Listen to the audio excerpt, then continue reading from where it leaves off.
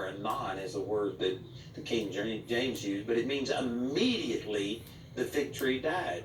And yet there was no visible evidence that anything had happened until the next day. Why was that? Because it says right here in Mark that the fig tree was dried up from the roots. It's very similar to when you cut off a rose or something from a bush. When you first cut that rose off, it doesn't immediately look dead. It takes time for that thing to dry and the petals to fall off and things like that. But for a period of time, it still looks alive.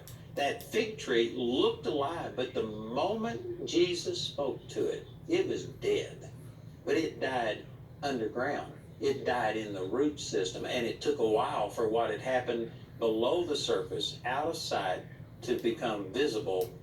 And man, there is a great lesson in this, that when God speaks to something, if you speak in faith, you may not see immediate results. If you have pain in your body, you may say, pain, in the name of Jesus, I curse you and command you to die, and whatever's causing this pain, get out of my body. And you may not see or feel any difference, but if you truly believed and put into practice what Jesus is teaching right here, the moment you speak, it's done. And it's just a matter of time until your body will reflect that. Man, I've done this many, many, many times in my own life, and I've done it with other people. And many people just can't believe that anything is happening that you can't see or feel. I mean this, I'm not meaning it to be mean to people, but that is ignorant. Man, I guess I could say that nicer, like that's lack of knowledge or something, but that's just dumber than a hammer. If you think that if God does something, well, then there should just immediately be results. And if you don't see something, well, then that means God has done nothing.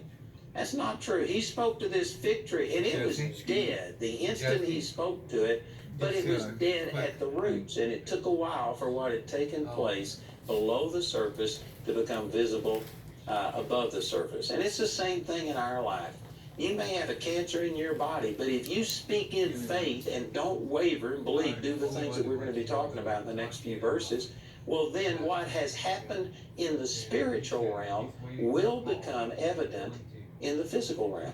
Everything that you receive from God comes through the Spirit first and then manifests itself in your physical body.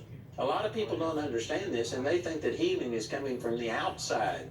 And so they pray, and if they don't see or feel results, immediately they think nothing is happening.